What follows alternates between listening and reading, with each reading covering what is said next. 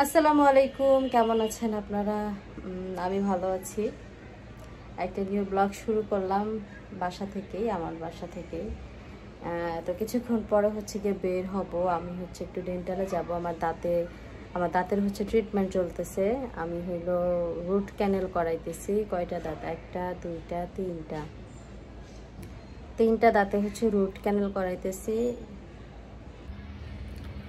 তো সেইটার হলো আজকে পঞ্চমতম দিন। আজকে 5 দিন মানে এবার আজকের দিনে 5 দিন হবে যাওয়া আর কি, যে যাইতেছি দাঁত হচ্ছে ঠিক করার জন্য। তো এতদিনের মধ্যে কোনো সমস্যা হয় না। আজকে হঠাৎ করে আমার এই উপরের দাঁতটাতে, মানে যেটা পুরোনো রুট ক্যানেল ছিল, আবার নতুন করে রুট ক্যানেল করাইতেছি। ওইটার মধ্যে এত পরিমাণ ব্যথা করতেছে, দাঁতটা মনে হইতেছে যে মোটা হয়ে গেছে, স্বাস্থ্য বেড়ে গেছে দাঁতটা। তো আর আমার দাঁতে আগে থেকেই, মানে একদম আমার ছোটবেলা বলতে 2012 সাল থেকে আর কি আমার দাঁতের সমস্যা। আজকে প্রায় 10-12 বছর হয়ে গেছে, না আরো বেশি হয়েছে। আজকে 25 সাল, না 12, 24, 25, 11 বছর। 11 বছর হয়ে গেছে যে আমার দাঁতের সমস্যা একটার পর একটা হচ্ছে, 11 বছর ধরেই। এর মাঝখানে কিছু বছর ভালো ছিলাম, বাট এখন আবার শুরু হয়েছে। গত 3 বছর যাবত আবার এই ধরনের প্রবলেম শুরু হয়েছে। এর আগে মাঝখানে কিছু বছর ভালো ছিলাম আর কি। তো এইভাবেই হলো সময় যেতেছে। আসলে মানুষের সময় তো সবসময় একরকম যায় না, এক সময় ভালো যায়, এক সময় খারাপ যায়। এইভাবেই মানুষের জীবন চলতে থাকে। তো আজকে এখন হলো আপনাদের ভাইয়া বাসায় নাই, ও বাইরে গেছে। ওর ফ্রেন্ডরা ফোন দিছিল, ওদের সাথে দেখা করতে গেছে। প্লাস হচ্ছে আমাদের কিছু কিস্তি আছে, সেগুলো পরিশোধ করতে হবে, সেখানে গেছে।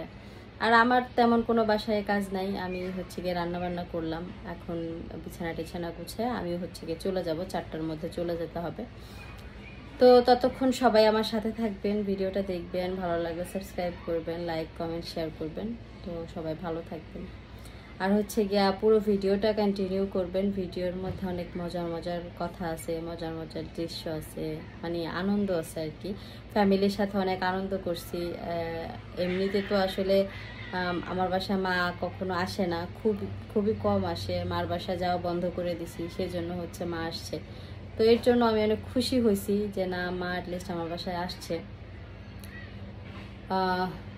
আর সব থেকে বড় কথা কি, মানে এর আগে আমি যে বাড়িতে সংসার করছি, যে বাসায় আমি প্রায় 9 বছর সংসার করছি, 9 বছর সংসারের মধ্যে আমার মা আমার শ্বশুর বাড়িতে যে এক বেলা ভাত খাইতে পারে নাই, বা কখনো যায় দেখে নাই যে আমি ওই 9 বছর কোন বাড়িতে কাটাইছি, বা সেই বাড়ির পরিবেশটা কেমন। দেখার সৌভাগ্য হয় নাই, আমি নিতে পারি নাই। আমি অত মানে অ্যাডাল্ট ছিলাম না, মানে হয় না যে একটা অধিকার খাটায় যে আমার মা তো আমার বাসায় আসবেই, কেন আসবে না, এই ব্যাপারগুলো না আমি কখনো করতে পারিনি। তো এখন এটা হয়, সেজন্য খুব ভালো লাগে। মাও আসে, মারও মনে হয় যে না, মেয়েটাকে গিয়ে দেখে আসি। আর আগের বার হচ্ছে কি এই ধরনের কোনো কিছু হয় নাই। তো এই জায়গাটা দিয়ে আমার আসলে খুব ভালো লাগে যে না, অ্যাটলিস্ট আমার মা আমার সংসারে আসে, দেখে।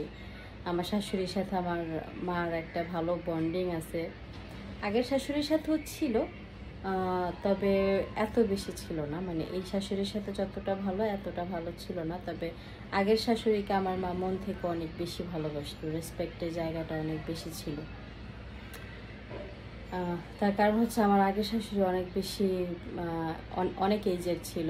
কারণ আমার যে এক্স হাজব্যান্ড ছিল, ওরা 7-8 ভাই ছিল। তো আমার যার সাথে বিয়ে হয়েছে সে 5 নাম্বার ছিল।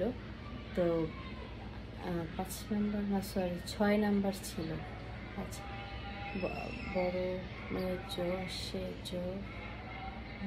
হ্যাঁ 6 নাম্বার ছিল, 6 নাম্বার ছিল। তার ছোট হচ্ছে আর 2জন ছিল আর কি। তো তো আমার হাজব্যান্ডের তখনই বয়স ছিল হলো 40-এর মতন, যখন আমার সাথে তার বিয়ে হয়। আমার থেকে অনেক সিনিয়র ছিল আর কি। তো তার আব্বা তো আরও বয়স্ক ছিল, কারণ তার বড় আরও 6টা ভাই ছিল। অনেক বয়স্ক ছিল আমার শ্বশুর, হচ্ছে প্রায় 80-90 বছর বয়স্ক লোক ছিল। ওনার যে ওয়াইফ ছিল তারও 70-75 বছর বয়স হয়ে গেছিলো, বা 80 এরকম হবে বয়স হয়ে গেছিলো। তো এই জন্য হচ্ছে মানে রেসপেক্টের জায়গাটা অনেক বেশি ছিল। অত বেশি আমার মার সাথে যেমন আমার শাশুড়ির সাথে যেমন বান্ধবী সুলভ সম্পর্ক, এই ব্যাপারটা ছিল না আর কি। তো এখন ভালো লাগে আমার কাছে যে আসলে এই জন্য মানুষ বলে যে আল্লাহ পাক যেটা করে সেটা ভালোর জন্যই করে, কিছু না কিছু কিছু খারাপ হলেও কিছু ভালো হয়। তো এই দিকটা তো অনেক ভালো হয়েছে আলহামদুলিল্লাহ, সেই জন্য আমি অনেক বেশি হ্যাপি। তো আমি কিছুক্ষণ পর বের হয়ে যাব, সবাই সাথেই থাকবেন, দেখতে থাকবেন যে আমার মার সাথে আমার শাশুড়ির সাথে কেমন বন্ডিং, তারপর হচ্ছে তারা কি কি করতেছে আমার বাসায়। তো আমার হচ্ছে গিয়া বিয়ের পরে এই পর্যন্ত মানে হয় না মেয়েদের শ্বশুর বাড়িতে মায়েরা যে অনেক কাজ করে, এইটা আছে না আমার অন্যরকম লাগতো বিষয়টা, যে মায়ের বাসায় মায়ের লেগে কাজ করবো, হ্যাঁ, আর কাজ করলে কেমন অনুভূতি হয় এটা আমি আসলে জানতাম না, কিন্তু এই প্রথম ওই অনুভূতিটা আমি নিলাম। আমার মা আমার বাসায় আইসা রুটি বানিয়ে দিতেছে, এত সুন্দর রুটি, পাতলা পাতলা, মানে মনে হইতেছে যে এটা চাইলের একটা রুটি। ইয়াটা কই আর কি এটা কই, আর আমাদের হয়ে গেছে কি জানেন, চুলাটা উল্টা পাশে, চুলাটা দরকার ছিল এই পাশে। হ্যাঁ, তাহলে ভিডিও করে সুবিধা হবে। আর আমার যে দেখেন এই যে আনা নেওয়া করাইতেছে, বৈশা থাকবা কেন, দুজনেই করো।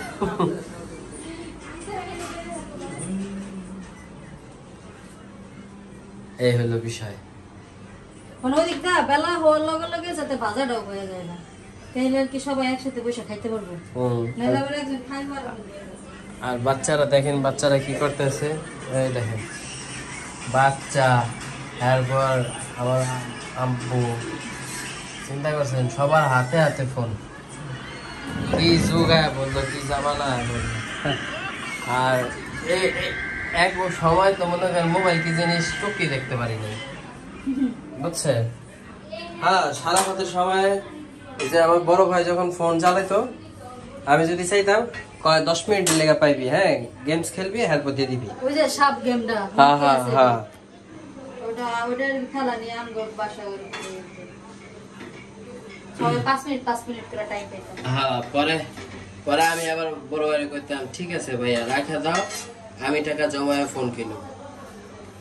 পরে 2 বছরের মাথায় যা ফোন কিনছি, টাকা জমা, তখন তো ফোনের দাম অনেক, আর মিনিটও কাটতো 17 টাকা 18 টাকা মিনিট কাটতো, সহজে কাট পড়তাম না। একবার রিচার্জ করলে আর মনে করো যে কেউ ফোন দিতাম না, তো মিস কল দিতাম। আর এখন তো টাকা রিচার্জ উঠাই দিছে, এখন শুধু মিনিট, খালি মানুষ মিনিট কেনে, আর বেশি মিনিট এখন তেমন কেনে না, সব তো ইমো, হোয়াটসঅ্যাপ মেসেঞ্জার, ইমো কম চালায় এখন মানুষ। এখন ইমো যে ইয়ার পরে যে অ্যাড হয় যে, হ্যাঁ, এই কারণে ইমো চালান বন্ধ করে দিয়েছে সবাই। কিন্তু ইমোতে গেলাম কথা কয়ে মজা আছে, ক্লিয়ার শোনা যায়, অনেক ক্লিয়ার মনে হয় যে ঘরে গিয়ে ভোগালে কথা বলে। মজার বিষয় হলো কি, যখন যে গল্প করতাম না আপনাদের আপুর সাথে ফোনে, তখন বেশিরভাগ ইমোতেই করতাম। হোয়াটসঅ্যাপে দিলে কইতো কি কথা বুঝি না, হ্যাঁ আপনি কাটেন তো, ইমোতে কল দেন।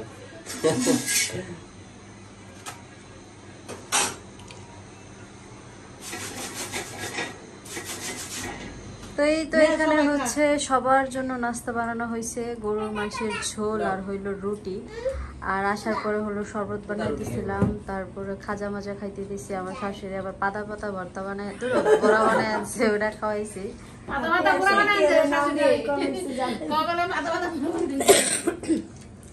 আলো দুপুরে লাগছে, তরকারি মনে লাগিয়ে গেছিল, তরকারি অন্য কড়াইতে ছিল, এই কড়াইতে ওই লাগিয়ে গেছিল, পরে এসে বাইরে নিয়েছি। আর তুমি যে এই পোড়াটা নিছো, মানে এতরি প্লেট থাকতে তুমি ওনার পোলার মতন শুরু করছে। পার্সেল হলো আমরা প্যাকেটিং করতেছিলাম, যে জিনিসের সমস্যা চুলা দিয়ে লাগছে কইছি পারবো না, না অনেক যদি পুরোটা যদি ভাবে না বলতো এটা কইতো না, কোন পড়ছে কিন্তু কইছি নাকি পরে কইতেছে কি আয় আমার না, ওই জায়গায় হইছে পার্সেলের কাজ করতেছি না চুলাই দিয়া। তুমি চামচ দিয়ে ছেড়ে দাও। আচ্ছা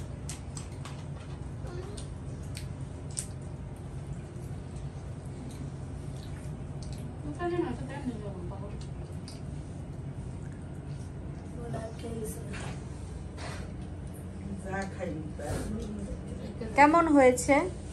ভালো সুন্দর। ইয়াম্মি ইয়াম্মি হয়েছে? তুমি তো খাইলেই না, তুমি কেমন বুঝলা ইয়াম্মি? শুধু রুটি খাইছে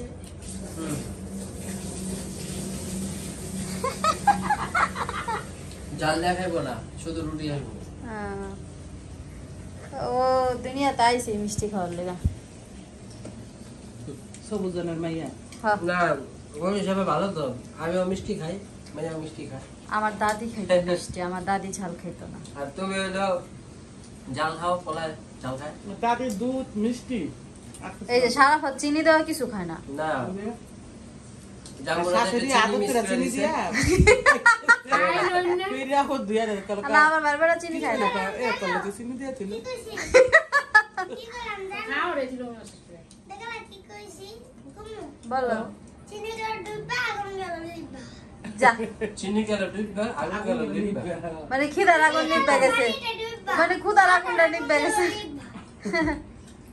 বাড়ি খাবে না এদিকে খাও মাথার আগুন গেল লিবা হ্যাঁ, বুঝতে পারছি। বুড়া বুড়া কথা এই যে আমার মা হলো তার নাতিরে গান শুনাইতেছে। ঢাকার শহরে আইসা গান শোনা হইলো আর তার নাতি নাচতেছে। আর সারা পথে বড় করে আমার মায়ের দেয়।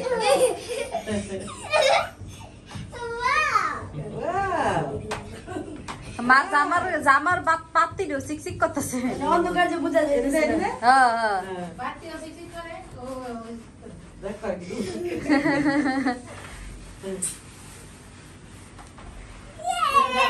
আসলে নতুন আইছে এটার লেগে সারা আম দিয়া সাজাইছে আমি সাজাইছি সিরিয়ালে। টিকিট দিছে কেন এটার লেগে সারা বছর থেকে আমি তোমার বাসা থেকে যাবো না। যাইব না পড়া